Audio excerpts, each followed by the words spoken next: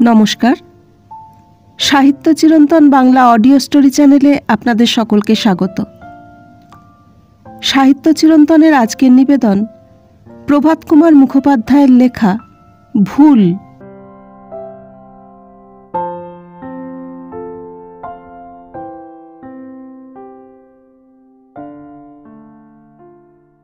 সন্ধ্যাকালে একজন ২৭ বছরের যুবক এবং ২২ বছরের একটি যুবতী ইডেন গার্ডেনের একটি জনবিরল এবং প্রায়ন্ধকার অংশে জলের ধারে বেঞ্চের ওপর বসেছিল।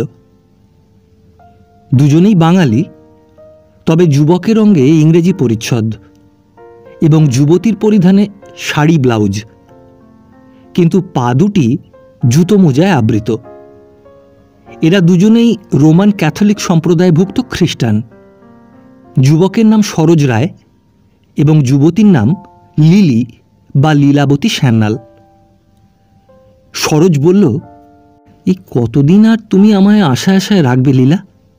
আমি যে তোমায় কত ভালোবাসি তা কি আজও তুমি বুঝতে পারোনি? আমার ভালোবাসায় আজও কি তোমার সন্দেহ আছে?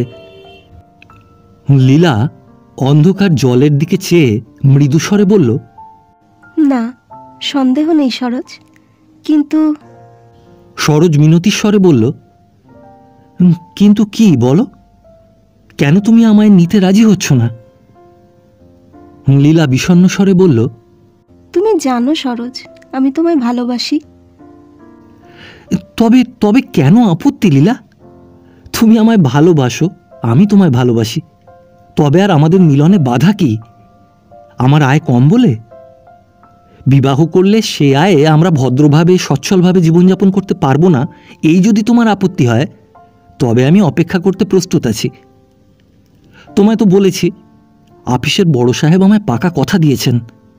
হেড ক্লার্কবাবু পেনশন নিলেই সেই পদে তিনি আমায় পাকা করে দেবেন।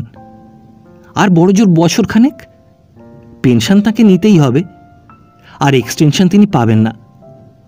তখন আমার ২৫০ টাকা মাইনে হবে।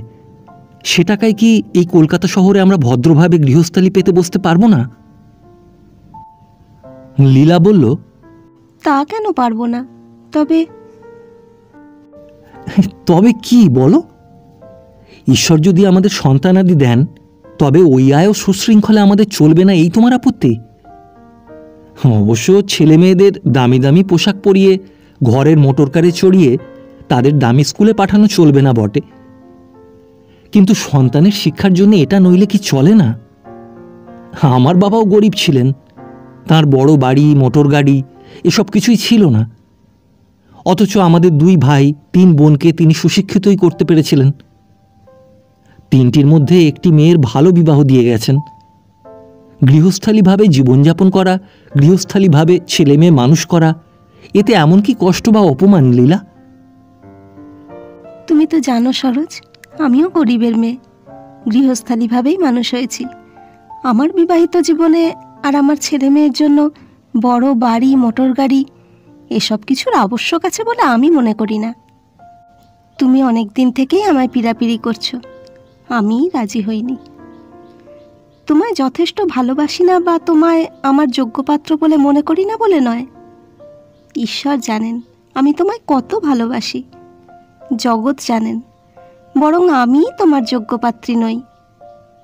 বেশি লেখাপড়া শিখতে পারিনি, ক্যাম্বেলের পাশ করা লেডি ডাক্তার মাত্র। রূপ নেই, কালো আমি। তুমি আমাকে বিবাহ করবার জন্য আগ্রহ করছো, এ তো আমার পরম সৌভাগ্য। কিন্তু আমি যে কেন রাজি হতে পারছি না তা আজ তোমায় বলি।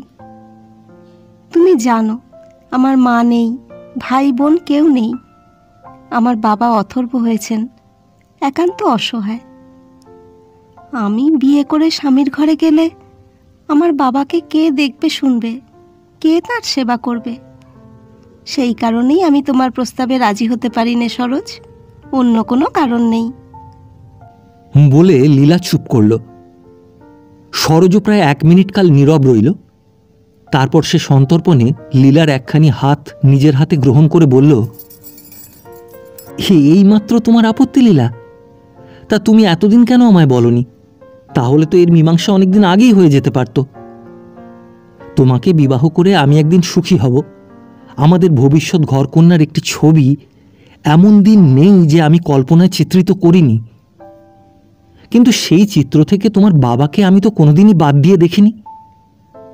তোমার বাবার কাছ থেকে তোমায় আমি ছিনিয়ে নিয়ে সংসার পাতব এমন হৃদয়হীন আমি নই লীলা। তাকে আমাদের সংসারে নিয়ে এসো, আমাদের মাথার মণি করে রাখব। তুমি একা তাঁর সেবা যত্ন করে থাকো, আমরা দুজনে মিলে করব। তাহলে তো আর কোনো বাধা নেই লীলা। কিন্তু তুমি তো জানো সরোজ, তিনি বড়ই স্বাধীন প্রকৃতির মানুষ। তিনি যে জামাইয়ের সংসারে ভার বোঝা হয়ে বাস করতে রাজি হবেন এমন তো মনে করা যায় না। আমি কি হাতে পায়ে ধরেও তাকে রাজি করাতে পারবো না? আশা কম। তুমি তাকে বলে দেখতে পারো। একটা কথা বলি, তুমি মনে দুঃখ কিছু করো না সরোজ। তুমি যদি মাসে মাসে তার সম্পূর্ণ খরচ তার কাছ থেকে নিতে স্বীকৃত হও, তাহলে তুমি আমি দুজনে মিলে তার হাতে পায়ে ধরে হয়তো তাকে রাজি করাতেও পারি। ওই শর্তে ভিন্ন তিনি যদি রাজি নাই হন, তাহলে অগত্যা তাই হবে। দেখো, সকল বাধাই তো ঘুচে গেল। এবার তুমি বলো লীলা, তুমি আমায় গ্রহণ করবে? আমাকে আর সংশয়ের মধ্যে ফেলে রেখো না, আমাকে সুখী করো। আমাকে পেলে যদি তুমি সুখী হও, তাহলে আমাকে নাও তুমি। 16 আনা নেওয়া গির্জায় ছাড়া অপর কোথাও তো সম্ভব নয়। তাই আপাতত সরোজ বায়না নিল, লীলাকে বুকে জড়িয়ে তাকে চুম্বন করল। আজ 6 মাসের বেশি দুজনে দুজনের মন জেনেছে। দুজনের এমন নিভৃত ও দীর্ঘকাল সাক্ষাতের সুযোগও বহুবার হয়েছে। কিন্তু সরোজ বাক্যে ভিন্ন লীলার সঙ্গে প্রণয়ীজনচিত ব্যবহার কোনোদিন করেনি। তার ধর্মবুদ্ধি, তার ভদ্রতা জ্ঞান লেশমাত্র অসংযম থেকে এতদিন তাকে রক্ষা করে এসেছে। তারপর এই বিষয়ে দুজনের আলোচনা হলো।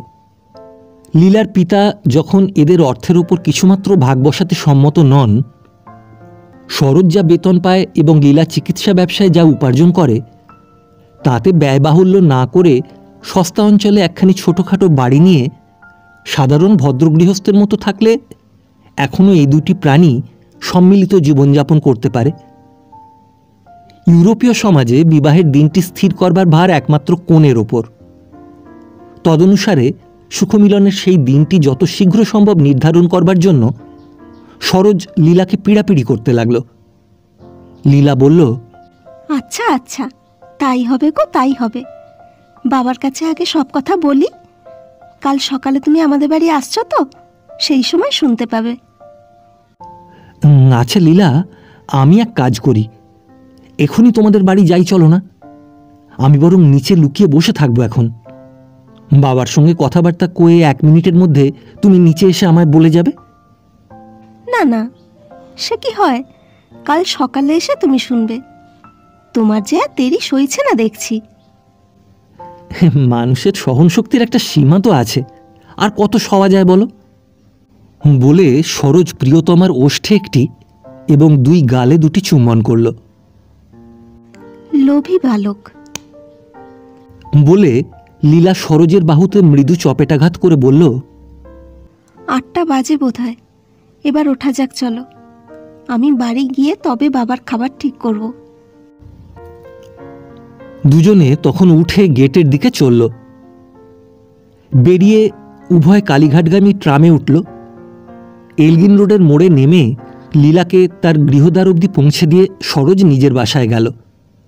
দুজনেরই বাসা কাছাকাছি। সরোজের এই বাসায় আরও 2-3 জন খ্রিস্টীয় যুবক বাস করেন, মেসেরই মতো। সরোজ নিজের বাসায় গিয়ে ভৃত্যের কাছে শুনল তার জন্য একখানি টেলিগ্রাম অপেক্ষা করছে। তার মা ও ভাইয়েরা আসানসোলে থাকেন। ভাবল হয়তো তাঁদেরই কারো কোনো অসুখ বিসুখ করেছে। তাড়াতাড়ি নিজের ঘরে প্রবেশ করে টেবিলের ওপর থেকে হলুদ বর্ণ খামখানি ছিঁড়ে টেলিগ্রামটি পড়ল। 1 বার, 2 বার, 3 বার পড়ল। এটি বোম্বাই থেকে আসছে। জার্মান লটারি এজেন্ট তার করেছেন। আপনার কেনা টিকিটখানি 50,000 পাউন্ড স্টার্লিং প্রাইজ লাভ করেছে। আন্তরিক অভিনন্দন গ্রহণ করুন। 50,000 পাউন্ড, 7.5 লক্ষ টাকা। 7.5 লক্ষ টাকা! বিড়বিড় করে এই কথা 2-3 বার উচ্চারণ করবার পরই সরোজ সংজ্ঞা হারিয়ে সেইখানেই ভূমিশায়ী হল। ক্যা হুয়া বলে ভৃত্য চিৎকার করে উঠল। পাশের ঘরের মিস্টার ঘোষাল ছুটে এলেন। ভূপতি তো সরোজের হাত থেকে টেলিগ্রামখানি নিয়ে পাঠ করা মুহূর্ত মাত্রই সমস্ত অবস্থা বুঝতে পারলেন। বাড়ির সামনেই রাস্তার অপর পারে বরফের দোকান ছিল। ভৃত্যকে বরফ আনতে ছুটিয়ে অন্য একজনকে ডাক্তার ডাকতে পাঠালেন। ডাক্তার আসবার আগেই সরোজের জামা প্রভৃতি খুলে তাকে বিছানায় শুইয়ে তার মাথায় বরফ প্রয়োগ আরম্ভ হয়েছিল। সমস্ত রাত্রি ধরে চিকিৎসা ও শুশ্রূষা চলল। ভোরবেলায় ডাক্তার বললেন, আর কোনো ভয় নেই বলে তিনি প্রস্থান করলেন। মিস্টার ঘোষাল ফি কত দিতে হবে জিজ্ঞাসা করায় ডাক্তার উত্তর দিলেন, থাক, উনি ভালো হয়ে উঠুন, ওর কাছেই ফি নেব এখন। আমি বাড়ি গিয়ে মুখ হাত ধুয়ে চা খেয়ে আবার আসছি। বলা বাহুল্য, রোগের কারণস্বরূপ টেলিগ্রামখানি ডাক্তারবাবু সচক্ষে পাঠ করেছিলেন। লীলার পিতা শ্রীযুক্ত হরিনাথ সান্যাল মশায়ের বয়স 60 বছর উত্তীর্ণ হয়েছে। একসময় তিনি একজন বলশালী পুরুষ বলে গণ্য ছিলেন। নাটোর টিমে ক্রিকেট খেলে খুব নামও করেছিলেন। কিন্তু কালের বিচিত্র গতি, এখন তিনি বাতে পঙ্গু, চোখেও আর ভালো দেখতে পান না। পূর্বে গভর্নমেন্ট চাকরি করতেন, এমন কিছু বড় চাকরি নয়, ফিনান্স দপ্তরে কেরানিগিরি করতেন। শেষ পর্যন্ত 150 টাকা বেতন হয়েছিল। এখন 75টি টাকা মাসে পেনশন পান। তার সহধর্মিণী 10 বছর পূর্বেই গত হয়েছেন। একমাত্র লীলা ছাড়া আর কোনো সন্তান তার জীবিত নেই। সুতরাং এই কন্যা এই সংসারে তার একমাত্র অবলম্বন ও একমাত্র বন্ধন। কলেজে পাঠোদ্দশাতেই হরিনাথ খ্রিস্ট ধর্মে দীক্ষা গ্রহণ করেছিলেন। শুধু তাই নয়, নিজের নামটিরও পরিবর্তন করে মিস্টার হ্যারি স্যান্ডেল হয়েছিলেন এবং বিশ্ববিদ্যালয়ে আবেদন করে ও ফি দিয়ে এই নাম পরিবর্তন পাকা করে নিয়েছিলেন। সরকারি কাগজপত্রে এখনও তার নাম হ্যারি স্যান্ডেল। ওই নাম সই করে মাসে মাসে পেনশনের টাকা এনে থাকেন। কিন্তু চিঠিপত্র লিখতে এখন তিনি শ্রী হরিনাথ সান্যাল স্বাক্ষর করেন। বঙ্গভঙ্গের পর 1905 সালে দেশে যখন স্বদেশী ভাবের বন্যা বইল, তখন থেকেই তাঁর এই মতি পরিবর্তন। ধর্ম মানুষের অন্তরের জিনিস, অন্য কারো সঙ্গে এ বিষয়ের কোনো সম্বন্ধ নেই। যার মনের যা বিশ্বাস তাই তার ধর্ম। কিন্তু জাতীয়তা যে জন্মগত। খ্রিস্ট ধর্মে বিশ্বাস করেন বলেই তাঁকে যে সাহেব হতে হবে এমন কোনো কথা তো নেই, বরং তা হতে চেষ্টা করাই স্বজাতি ও স্বদেশদ্রোহিতা। একদিন কৌতূহলবশত স্যান্ডেল সাহেব কলেজ স্কোয়ারে বিপিন পালের বক্তৃতা শুনতে গিয়েছিলেন। বক্তৃতাটি শেষ পর্যন্ত শ্রবণ করে রুমালে চোখের জল মুছে গোলদিঘি থেকে বেরিয়ে সোজা তিনি ফ্রেঞ্চ সোসাইটির কাপড়ের দোকানে প্রবেশ করেন এবং পকেটে যে কটি টাকা ছিল তা দিয়ে মিলের ধুতি ও শাড়ি ক্রয় করে বাড়ি আসেন। বহুকাল যাবৎ তিনি ধুতি পরিত্যাগ করেছিলেন, বাড়িতে পায়জামা স্যুটই ব্যবহার করতেন। সেদিন আফিসের ইংরেজি পোশাক ছেড়ে নতুন ধুতি একখানি পরিধান করলেন। ভাবের আবেশে সেই কোরা ধুতির গন্ধটিও যেন তাঁর আতর গোলাপের তুল্য মনে হল। মিসেস স্যান্ডেল অবশ্য পূর্ব থেকেই বাড়িতে বিলাতি ও বাইরে যেতে হলে দেশি শাড়ি পরতেন। স্বামীর অনুরোধে তিনিও বিলাতির পরিবর্তে স্বদেশী মিলের শাড়ি ধরলেন। 5 বছরের মেয়ে লীলার নাম ছিল তখন লিলি বা লিল। তাকে হরিবাবু লীলাবতী করলেন। পিতাকে সে ড্যাডি এবং মাতাকে মাম্মি বলতো। তাকে বাবা মা বলতে শেখালেন। টেবিল চেয়ারের পরিবর্তে কম্বলের আসন পেতে ভাত খাওয়া প্রচলিত হল। জীবনযাত্রা প্রণালীতে দেশীয় প্রথা অবলম্বনে কিছু ব্যয় লাঘবও হল। একে মেয়েটি কালো, তার নিজের তেমন অর্থ সামর্থ্য নেই। বিবাহের জন্য ভালো ঘর বর জুটবে কিনা তা ঈশ্বরই জানেন। না যদি জোটে তাহলে ভবিষ্যতে মেয়েটা কষ্টে না পড়ে এই মনে করে হরিনাথবাবু তাকে ডাক্তারি পড়বার জন্য ক্যাম্বেল স্কুলে ভর্তি করে দিয়েছিলেন। লীলা আজ 2 বছর হলো ক্যাম্বেল থেকে পাশ করে বেরিয়েছে। মেয়ের প্র্যাকটিসের সুবিধার জন্য হরিনাথবাবু গলি মধ্যে পূর্ব বাসা ত্যাগ করে এলগিন রোডে উঠে এলেন। এই 2 বছরেই লীলা কিছু কিছু উপার্জন করতে আরম্ভ করেছে। বয়সও কম, ব্যবসায়ও নতুন ব্রতী, তাই লোকে এখনও তার চিকিৎসার প্রতি তেমন আস্থা স্থাপন করতে পারেনি। তবে চিকিৎসা যত না হোক, ধাত্রীবিদ্যা ও প্রসূতি পরিচর্যা সম্বন্ধে লীলার বেশ সুনামই হয়েছে। পূর্বকথিত যুবক সরোজ রায়ের সঙ্গে এদের পরিচয় 1 বছর মাত্র। সরোজ আগে ইটালিতে বাস করত। এ পাড়ায় সে উঠে আসার পর আলাপ পরিচয়ের সূত্রপাত। যুবকটিকে সুশিক্ষিত ও সচ্চরিত্র দেখে হরিনাথবাবু তাকে আদর আপ্যায়ন করেছিলেন। মাস কয়েকের মধ্যেই সরোজ এর কাছে উপস্থিত হয়ে লীলাকে বিবাহ করবার বাসনা জানায় ও তাঁর সম্মতি প্রার্থনা করে। হরিনাথ আহ্লাদের সঙ্গে সে সম্মতি প্রদান করে বলেন, হ্যাঁ বেশ তো বাবা, এই লীলা যদি রাজি হয় আমার তাতে কিছুমাত্র আপত্তি নেই। তুমি তার মন পাওয়ার জন্য চেষ্টা করো। অসাধ্য সাধন সরোজকে করতে হবে না, এ বুড়ো বিলক্ষণ জানতেন। সরোজের প্রসঙ্গ ওঠা মাত্র লীলা কেমন আগ্রহ ভরে তা শ্রবণ করে। কোনোদিন তার আসবার কথা আছে কিন্তু আসতে বিলম্ব হচ্ছে দেখলে কেমন অধীর হয়ে ঘর বার করতে থাকে এবং এলে কেমন আনন্দ বিহ্বল হয়ে ওঠে। ক্ষীণ দৃষ্টি সত্ত্বেও এ সকল তার চক্ষু এড়ায়নি। অতঃপর সরোজ লীলাকে নিয়ে কোথাও বেড়াতে যেতে চাইলে কিংবা ইংরেজি থিয়েটার বা বায়োস্কোপের বৈকালিক অভিনয়ে নিয়ে যাবার অভিপ্রায় প্রকাশ করলে হরিনাথবাবু প্রসন্ন মনে সম্মতি দিতে লাগলেন। সরোজ অন্যদিন তো আসেই, প্রতি রবিবারে নিয়মিতভাবে এখানে আসে এবং এদের সঙ্গে একত্রে গির্জায় যায়। মাস 2 পরে একদিন হরিনাথবাবু কন্যাকে জিজ্ঞাসা করেছিলেন, হ্যাঁ মা, এই সরোজ কি তোকে কোনো কথা বলে? হাজার হোক বাঙালির মেয়ে, পিতার প্রশ্নের মর্ম বিলক্ষণ বুঝেও লীলা ন্যাকা সেজে জিজ্ঞাসা করল, কি কথা বাবা? হরিনাথ বললেন, হ্যাঁ এই সরোজ আমাকে পূর্বে বলেছিল তোকে সে বিয়ে করতে চায়। তোর কাছে সে এরকম প্রস্তাব করেছে কি? লীলার লজ্জায় রাঙা হয়ে বলল, ও, সে কথা তো মাঝে মাঝে বলেন। আমি রাজি হইনি বাবা। কেন মা? সরোজ তো বেশ ছেলে, কেমন ভদ্র, কেমন শিক্ষিত আর কেমন সচ্চরিত্র। চাকরিতেও সুনাম করেছে, ক্রমে উন্নতিও হবে। তবে কেন তুই আপত্তি করেছিস? হ্যাঁ বাবা, আমি কি তোমার এতই ভার বোঝা হয়েছি যে তুমি আমায় বিদায় করতে চাও? হরিনাথ আদরে কন্যার পিঠ চাপড়ে বললেন, আরে ভার বোঝা তুই কেন হবি মা?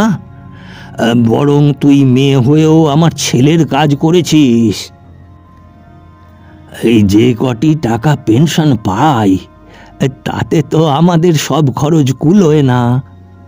নিজের উপার্জনের টাকা তাতে যোগ করে তুই সংসার চালাচ্ছিস। তা নয়, কিন্তু মা আমি তো বুড়ো হয়েছি, আমি আর কদিন। আমার অভাব হলে কে তোকে দেখবে শুনবে? কাকে আশ্রয় করে তুই জীবন কাটাবি? তাই আমার সাধ আমি বেঁচে থাকতে থাকতে তোর একটা কিনারা দেখে যাই। আমি আর কদিন বল? লীলা রাগ করে বলেছিল, ওইসব অমঙ্গলের কথা তুমি খালি খালি আমায় কেন বলো বাবা? তুমি কি ভাবো ওইসব শুনতে আমার বড় মিষ্টি লাগে? আচ্ছা ও কথা না হয় আর নাই বললাম, কিন্তু তুই সংসারী হবি, তোর ছেলে মেয়ে হবে, সেই সব দেখতে কি আমার স্বাদ হয় না রে? বেশ করে ভেবে চিনতে দেখিস। সেদিন এই প্রসঙ্গ এই পর্যন্তই শেষ হয়েছিল, কিন্তু মাঝে মাঝে হরিনাথবাবু কথাটা পারতেন। লীলার কিন্তু সেই একই উত্তর, আমি চলে গেলে তোমার সেবা কে করবে বাবা? আজ পিতাকে আহার করিয়ে তাকে শয্যায় দিয়ে তাঁর পায়ে হাত বুলোতে বুলোতে লীলা সরোজের সঙ্গে তার আজকের অধিকাংশ কথোপকথন নিবেদন করল। সমস্ত শুনে বৃদ্ধ কিছুক্ষণ নীরবে চিন্তা করে বললেন, আচ্ছা, তাই যদি তোর ধনুর্ভঙ্গ পণ হয় যে আমি তোর কাছে গিয়ে না থাকলে তুই বিবাহই করবি নে, তাহলে তাই হবে। কিন্তু আমার খরচ স্বরূপ মাসে মাসে অন্তত 50টি টাকা জামাইকে নিতে হবে, সেটা তাকে বুঝিয়ে বলিস। লজ্জা ত্যাগ করে বিবাহের দিন স্থির সম্বন্ধে সরোজের আগ্রহের কথাও লীলা পিতাকে জানালো। তিনি বললেন, হ্যাঁ, তা বেশ, এই মাসে তো আর দিন 10 মোটে বাকি। এই আসছে মাসের মাঝামাঝিতে একটা রবিবার দেখে দিন স্থির করে বলিস। তোর জন্যে কিছু গয়না গড়াতে হবে, কাপড় চোপড়ও তৈরি করতে হবে।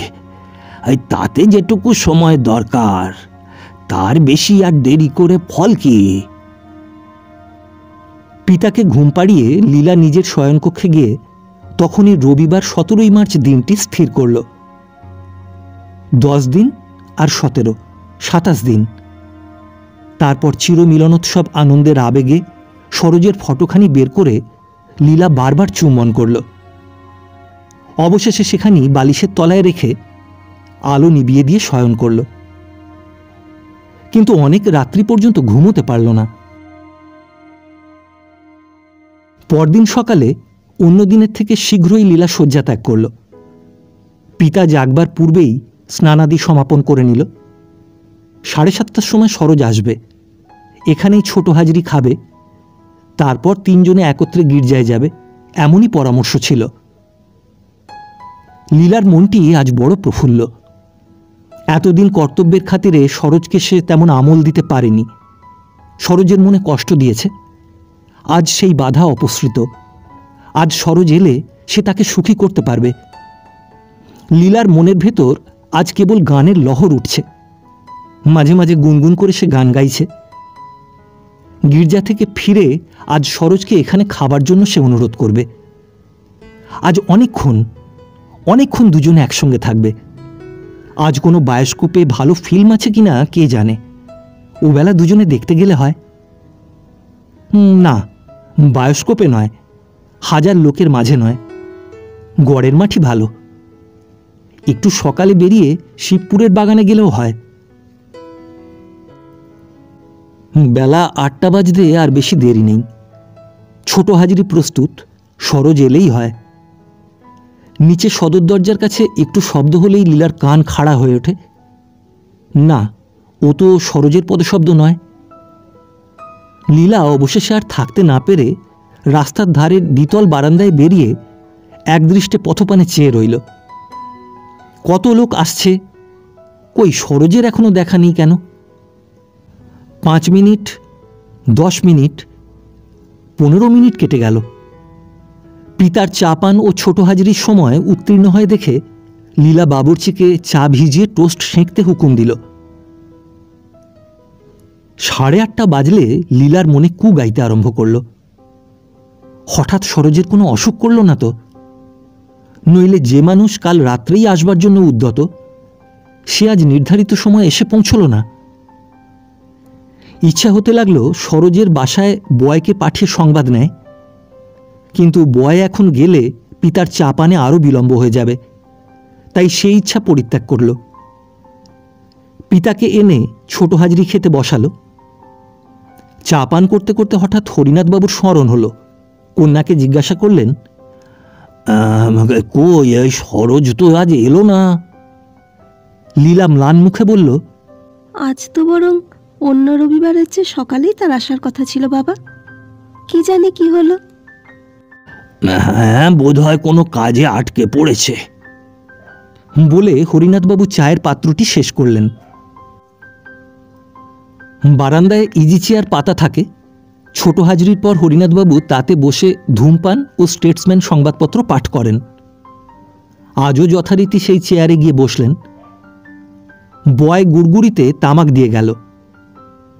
কিছুক্ষণ ধূমপানের পর পকেট থেকে চশমাখানি বের করে চোখে লাগিয়ে স্টেটসম্যানের ভাঁজ খুলে পাঠে মনোনিবেশ করলেন।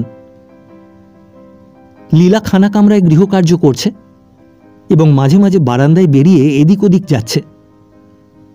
হঠাৎ একসময় হরিনাথবাবু চিৎকার করে উঠলেন, লীলা, শোন শোন, শুনে যা রে মা। লীলা সেলভিট কাপড় দিয়ে কাঁচের গ্লাস পালিশ করতে করতে বেরিয়ে এলো। কি বাবা? কাগজখানা কন্যার হাতে দিয়ে একটা স্থান দেখিয়ে বললেন, এই পড় এইখানটা। বড় বড় হেডলাইন দিয়ে তার নিচে মিস্টার সরোজনাথ রায়ের অসাধারণ সৌভাগ্যের সংবাদটি লিপিবদ্ধ হয়েছে। লীলার হাত কাঁপতে লাগলো। অবশেষে তার হাত থেকে কাগজখানি পড়ে গেল। নিকটস্থ চেয়ারখানাতে বসে পড়ে বলল, হ্যাঁ বাবা, তাহলে কি হবে? হরিনাথবাবু কন্যার দিকে চাইলেন, কিন্তু তিনি ক্ষীণ দৃষ্টি, মেয়ের মুখ যে কত ফ্যাকাশে হয়েছে তা বুঝতে পারলেন না। লীলা আবার বলল, কি হবে বাবা? ঈশ্বরকে ধন্যবাদ দে মা, তিনি তোকে রাজরানী করে দিলেন। কি অসীম দয়া তাঁর। লীলা নীরবে চিন্তা করতে লাগল। দয়া? দয়া কি না অভিশাপ? প্রথমেই তো দেখছি যে লোকের 7:30টায় আসবার কথা 9টা বেজে গেল, তবু তার দেখা নেই। বৃদ্ধ বললেন, কাল সন্ধেবেলা এ খবর সরোজ তোকে বলেনি? না বাবা। হ্যাঁ, তাহলে বোধহয় গোপন রেখেছে। সে দেখতে চেয়েছিল হয়তো সে যেমনটি আছে তেমনটি তাকে তুই গ্রহণ করিস কিনা। তার এই ভাগ্য পরিবর্তনের পর তুই তাকে গ্রহণ করলে তার মনে হতে পারত আমাকে নয়, আমার টাকাকেই এ গ্রহণ করছে। এখন সে তো জানছে টাকার লোভে কাল তুই বিবাহে সম্মতি দিসনি। কি জানি বাবা, কাল হয়তো তিনি নিজেই জানতেন না। হ্যাঁ, তাও হতে পারে বটে। কিন্তু বাবা, আমি যে সম্মতি দিয়ে ফেলেছি, কি হবে এখন? কন্যার কণ্ঠস্বরে বিস্মিত হয়ে হরিনাথ বললেন, কিসের কি হবে? বাবা, সে আজ একটা রাজা, আমরা সামান্য লোক, তার সঙ্গে আর আমরা মিশবো কি করে বাবা? মিশতে পারবো কি? কেন? ও বুঝেছি। আচ্ছা, ভেবে দেখি কথাটা। তুই ভয় করছিস সে এখন বড় লোক হয়ে আমাদের মতো অবস্থার লোককে হয়তো তুচ্ছ তাচ্ছিল্য করতে পারে, এই তো?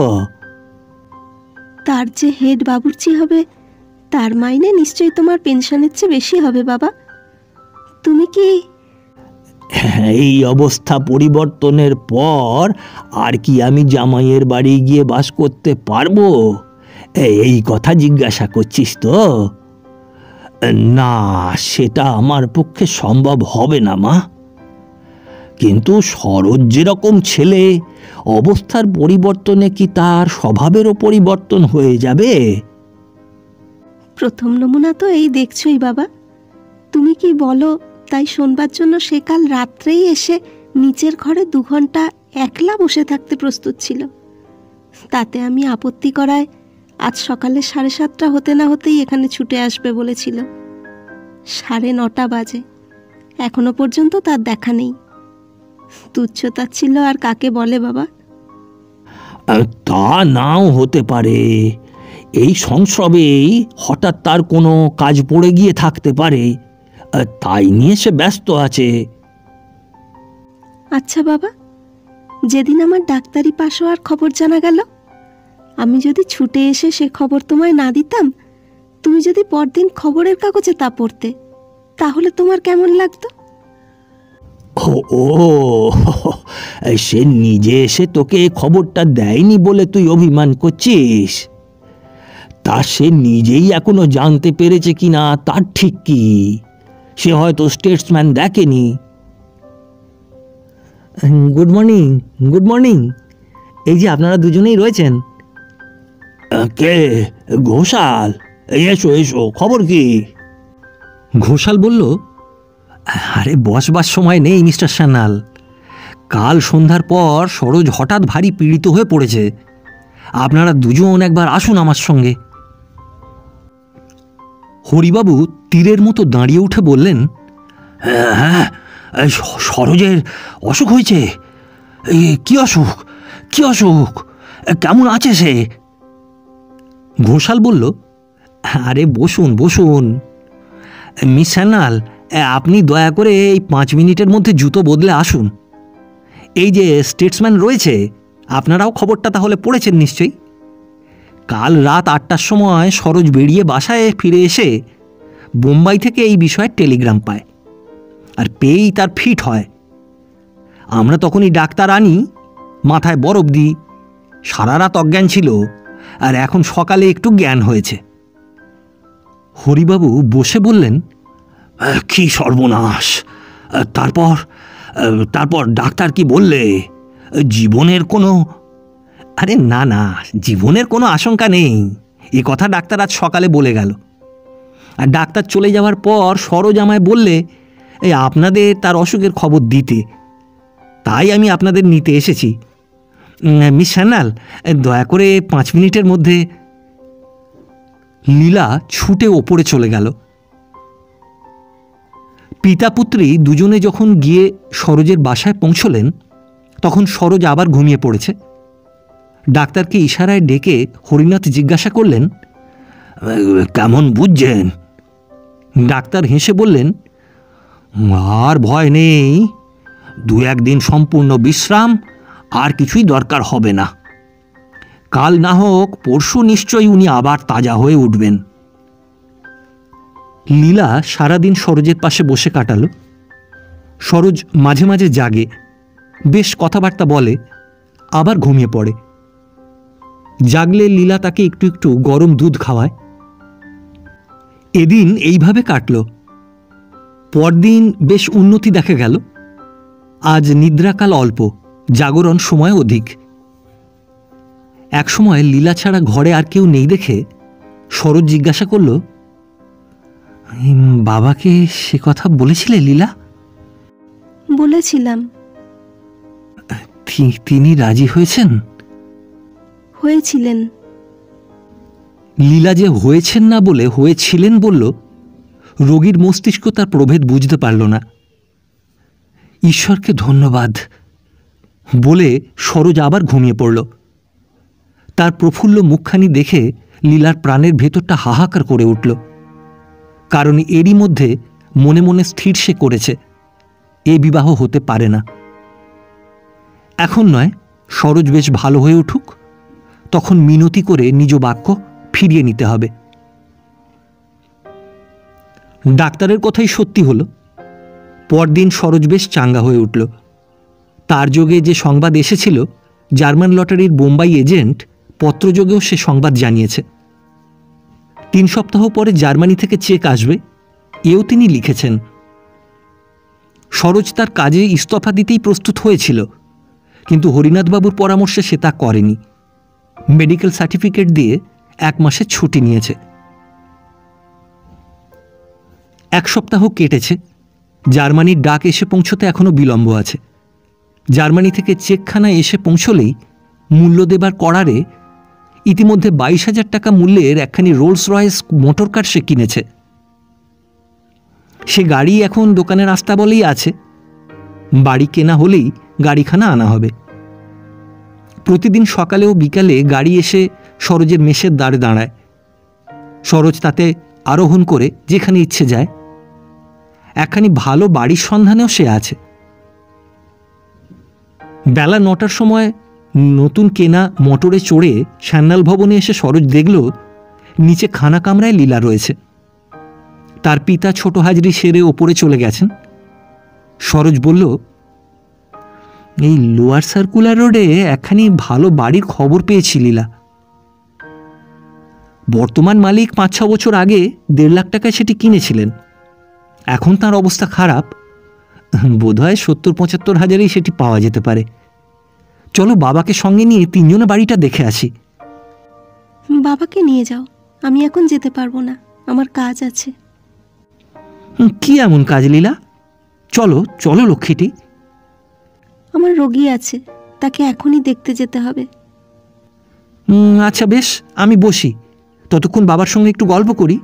তুমি কাজ সেরে এসো, তারপর তিনজনে একসঙ্গে যাওয়া যাবে। আমার গাড়ি নিয়েই তুমি যাও। হ্যাঁ, 4 টাকা ভিজিটের ডাক্তার নি, রোলস রয়েসে চড়ে রুগী দেখতে যাবে। আমি ঠিকে গাড়ি আনতে পাঠিয়েছি। সরোজ লীলার হাত দুখানি ধরে বলল, আচ্ছা আজকাল তুমি এমন কেন হয়ে গেছো লীলা? হ্যাঁ, আমার কাছ থেকে যেন দূরে দূরে থাকতে চাও কেন? আমি কি করেছি? তোমার কাছে আমি কি কোনো অপরাধ করেছি? না, অপরাধ তুমি কেন করবে? বলতে বলতে লীলার বুক কেঁপে একটা দীর্ঘ নিঃশ্বাস পড়ল। বাইরে ছকড়া গাড়ি দাঁড়াবার আওয়াজ হলো। আচ্ছা, আমি তাহলে চললাম, ফিরতে আমার দেরি হতে পারে। তুমি বাবাকে নিয়ে বাড়ি দেখে এসো। বলে ডাক্তারি ব্যাগ হাতে ঝুলিয়ে লীলা বেরিয়ে গেল। সরোজ একটা দীর্ঘ নিঃশ্বাস ফেলে আপন মনে বলল, কি জানি, কিছু বুঝতে পারছি না। বাস্তবিকই সরোজের কাছে লীলার ব্যবহার আজকাল অত্যন্ত দুর্বোধ্য হয়ে পড়েছে। নির্জনে পেয়ে তাকে কোনরূপ আদর করতে গেলেই সে সরে দাঁড়ায়, মুখখানি সদাই বিষণ্ণ করে থাকে। কে জানে তার কি হলো। বাড়ি দেখে ফিরবার সময় হরিনাথবাবু সান্ধ্য ভোজনের জন্য নিমন্ত্রণ করে সরোজকে বিদায় দিলেন। লীলা তখনও রোগী দেখে ফেরেনি। রাত্রিভোজন শেষ হলে লীলা সরোজকে বলল, তুমি একটু বসো, আমি বাবাকে শুইয়ে দিয়ে আসি। দ্বিতলের ভেতরের বারান্দার রেলিং ধরে সরোজ দাঁড়িয়ে রইল। চৈত্র মাসের সুবিমল জ্যোৎস্নাধারায় গগন ভুবন প্লাবিত। মিনিট 10 অপেক্ষা করবার পর লীলা ফিরে এলো। সরোজ বলল, লীলা এসো, এই বারান্দায় এসো। লীলা বারান্দায় গেলে সরোজ বলল, আজ কি সুন্দর জ্যোৎস্না উঠেছে দেখো লীলা। লীলা ক্ষীণ স্বরে বলল, বেশ। আমার কি ইচ্ছে হচ্ছে জানো, এই জ্যোৎস্নায় দুজনে ময়দানে কিংবা ব্যারাকপুর রোডে খানিকটা বেরিয়ে আসি। যদি হুকুম করো, সামনের বাড়ি থেকে এখনই আমি ফোন করে গাড়িটা আনাই। বাবা ঘুমিয়েছেন। তাঁর বিনা অনুমতিতে রাত্রে আমার সঙ্গে বেড়াতে পারো না, এই কথা বলছো তো? তো 2 দিন বাদে যে তোমার স্বামী হবে, তার সঙ্গে রাত্রে তুমি বেড়াতে বেরুলে বাবা নিশ্চয়ই রাগ করবেন না। বলো লক্ষ্মীটি, গাড়ি আনাই? লীলা দৃঢ় স্বরে বলল, না। সব কথাতেই না না না না, এই তোমার ভুলই হয়েছে। এমন পাষাণ কেন হলে লীলা? হ্যাঁ, এমন তো তুমি ছিলে না। আচ্ছা, বেড়াতে না যাও না যাবে, এসো এইখানে আমরা অনেক রাত্রি পর্যন্ত বসে দুজনে গল্প করি। তোমাতে আমাতে একসঙ্গে বসে মনের কথা কইনি যেন কত কাল, কত বছর। এই কদিন একটু চুমু পর্যন্ত দাওনি তুমি আমায়। এসো, আজ একবার তোমায় বুকে নি। বলে সরোজ লীলার হাত ধরে তাকে নিজের দিকে আকর্ষণ করল। না। বলে লীলা হাত ছাড়িয়ে দূরে সরে দাঁড়ালো। সরোজ দুঃখিত স্বরে বলল, কেন লীলা, তুমি কি আমায় আর সহ্য করতে পারছো না?